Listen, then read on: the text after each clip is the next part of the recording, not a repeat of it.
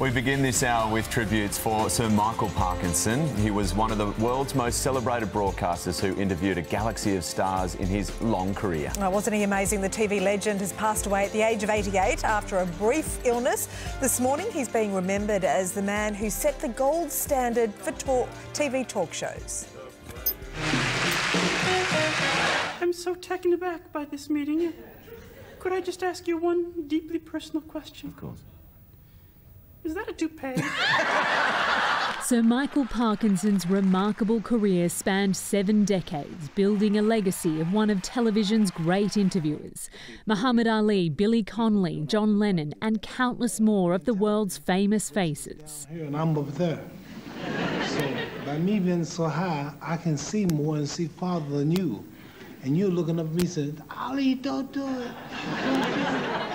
Ali, please stop me when you hurt. You can't have imagined what was going to happen, could you? I mean, you couldn't have dreamed it. Even on drugs, you couldn't have imagined it. Well, we never had any of it. None of that. The veteran broadcaster never held back with his guests. Shut up, David. You are, in quotes, a serious actress. Do you find, in fact, that this, what could be best described as your equipment, in fact, hinders you, perhaps, in that pursuit? You can't have one without the other, can you? You can't do what you do and be famous and well-known without... Well, I think you can certainly be an actor and not be a movie star. Well, but you are a movie star. Yes. By choice.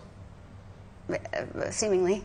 His show Parkinson debuted on British screens in 1971 and ran for 36 years.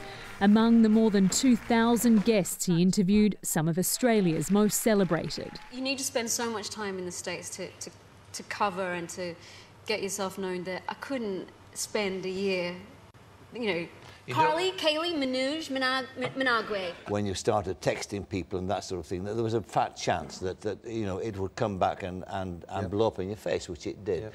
I gave in to temptation, gave an opportunity. It can be a lonely... I'm not trying to make excuses. I take full responsibility and I have apologised to my wife, who's the only person I have to apologise about it. His interview style making royals comfortable enough to open up. Let's talk specifically about the time in 1974 when there was a kidnap attempt made. I said I didn't think I wanted to go. Thank you very much.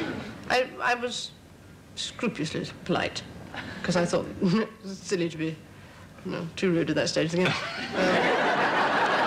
The news of his death confirmed by his family overnight. Sir Michael Parkinson passed away peacefully in the company of family. The broadcasting legend was 88. Ashley Mullaney reporting there from London, and we're seeing the first tributes for the legendary broadcaster. Elton John has shared a photo on social media saying Parkinson was a TV legend and one of the greats, calling him a real icon who brought out the very best in his guests. Actor Michael Caine saying that he was irreplaceable, charming and always wanted to have a good laugh. And comedian Eddie Izzard remembering him as the king of the intelligent interview. In breaking news this morning, a man is in police custody after a man died after being wounded in a fight outside a Gold Coast pub. Let's go live to Georgia Costi on the Gold Coast with all the details. Georgia, how did this all play out? Well, Eddie, that's what police are still looking to determine this morning, but a 26-year-old man is dead after he was stabbed here at RQ's Tavern in Robina last night.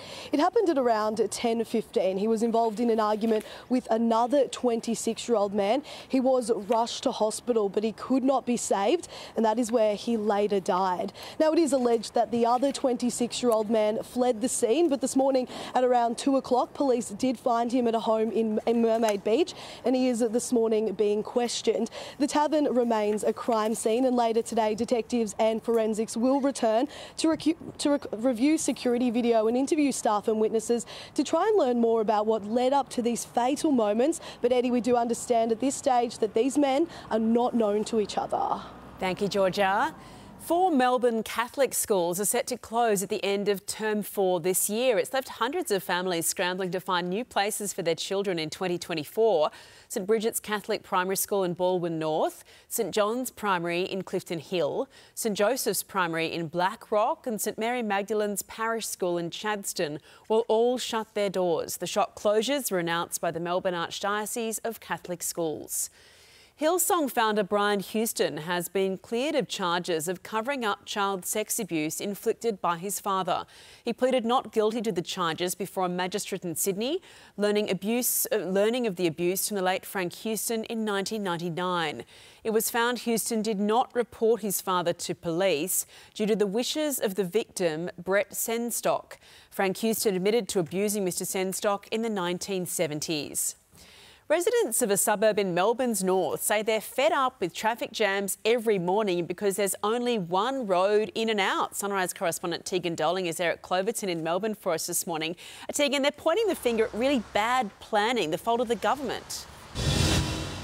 Yeah, that's exactly right, Eddie. The residents who are actually leaving here now, they've made good time. They're going to be able to get out quite quickly. Anyone else who leaves in the next 20 minutes or so, they've got around an hour wait to get just from their driveways here to this intersection. And as you said, they're blaming the government, also the lack of planning with the developers and the council. Now, the government says they've got a couple of plans in place to put in a second exit and a little bit of help here on Donnybrook Road, which is the main road. But the residents say it's not enough. It's simply a catastrophe waiting to happen, because if they've got to rush out of this estate all at once, the 7,000 residents, it's a huge loggerhead here and it's simply incredibly dangerous, Eddie. All right, we'll look into the issue more deeply later too with some residents. Thank you so much for that, Tegan.